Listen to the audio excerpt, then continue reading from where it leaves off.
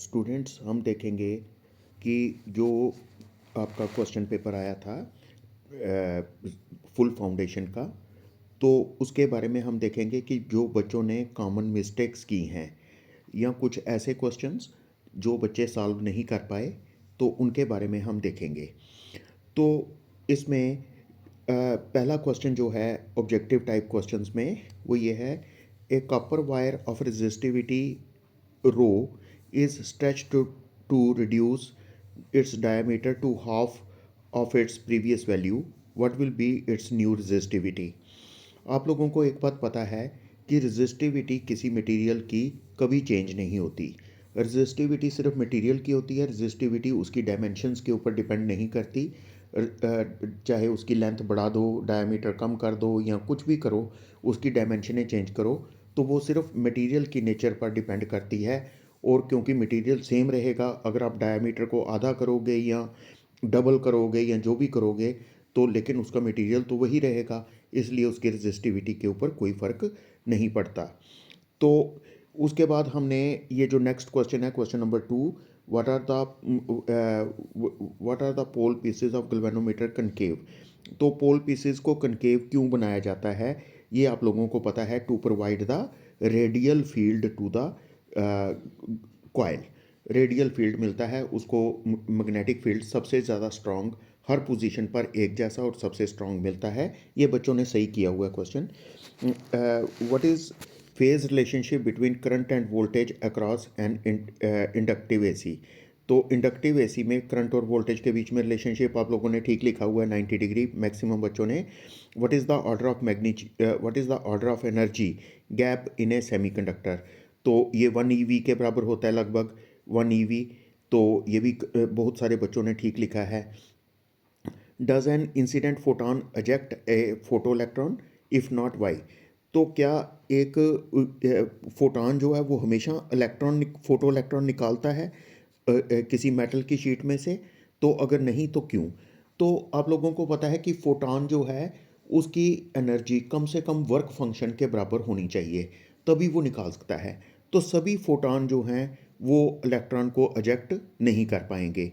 इसका भी मैक्सिमम बच्चों ने क्वेश्चन आंसर ठीक लिखा हुआ है। उसके बाद ये है, the ionization potential of hydrogen atom is 13.6 volt. तो आयोनाइजेशन पोटेंशियल जो है हाइड्रोजन का 13.6 वोल्ट होता है, ये भी ठीक है, ट्रू है। उसके बाद इसमें बहुत गलती की है बच्चों ने, ये जो क्वेश्चन नंबर 7 में, कि 6 7 14 and 8 hydrogen 16 is a pair of isotopes.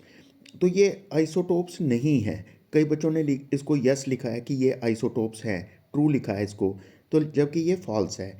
Isotopes वो होते हैं जिनका एटॉमिक नंबर सेम होता है, एटॉमिक मास अलग अलग होता है।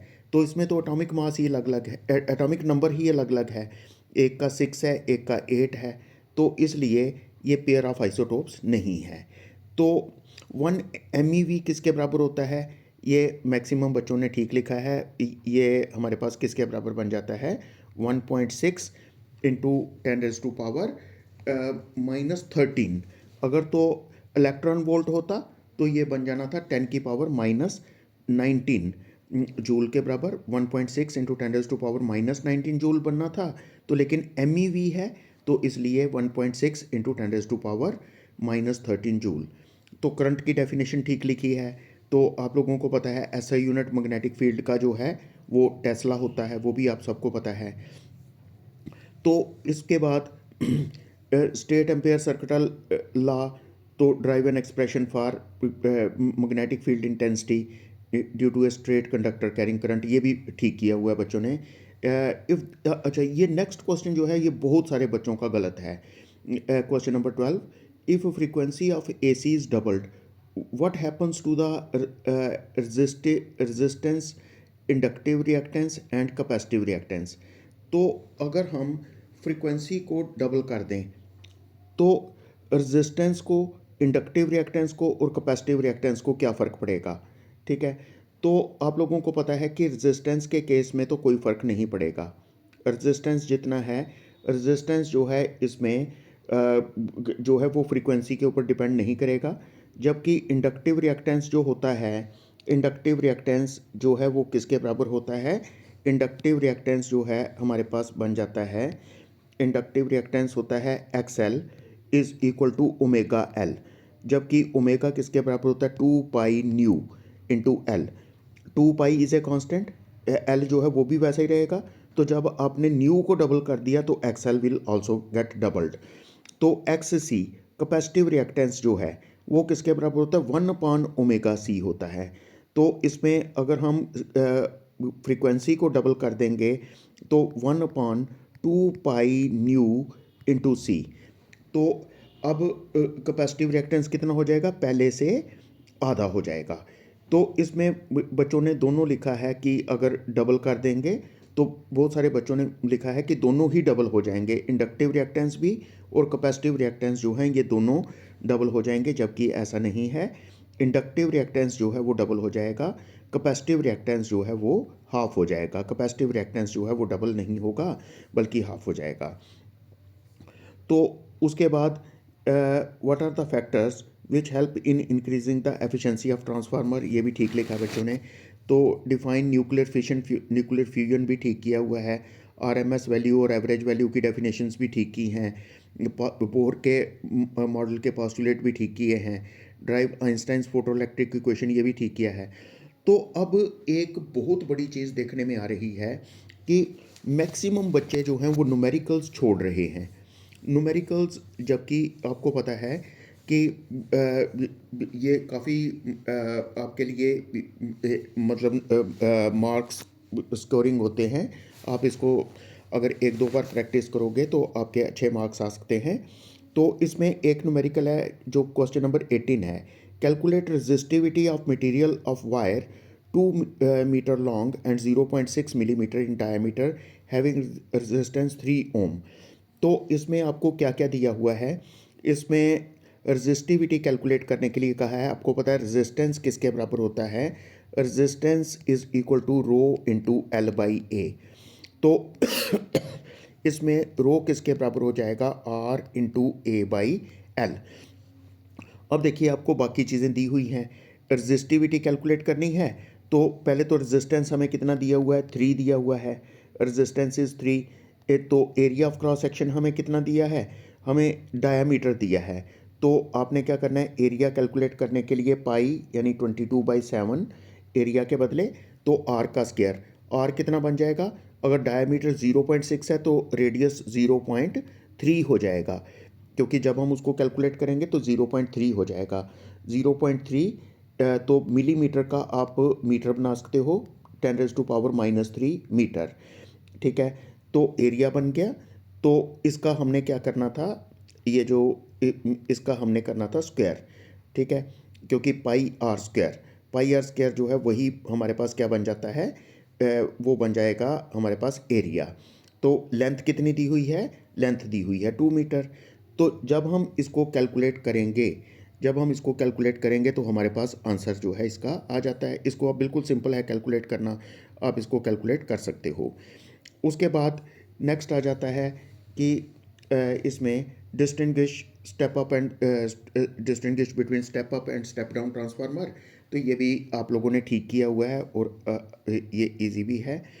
तो उसके बाद नेक्स्ट आ जाता है कि क्वेश्चन नंबर 20, जैसे मैंने पहले बताया था कि न्यूमेरिकल्स में बच्चों ने थोड़ा ठीक तरह से नहीं किया। An infinite line charge produces an electric field of 9 × 10⁴ Newton per coulomb at a distance of 2 centimeter.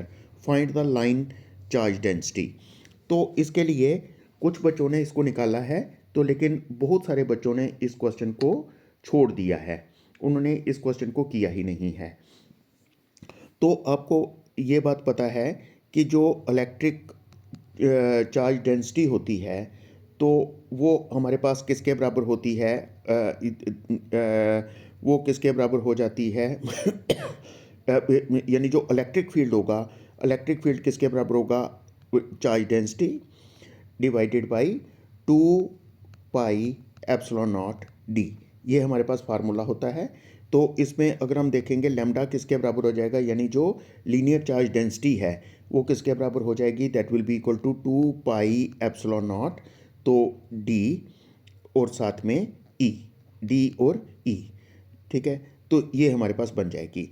तो इसमें हम सब चीज़ों की वैल्यू पुट करेंगे। 2 पाई की वैल्यू हो गई 22/7। एप्सिलॉन नॉट जो है उसकी वैल्यू आपको पता है 8.85 इंटू 10⁻⁻⁻, -12। ठीक है, तो उसके बाद आपके पास आ जाता है इसका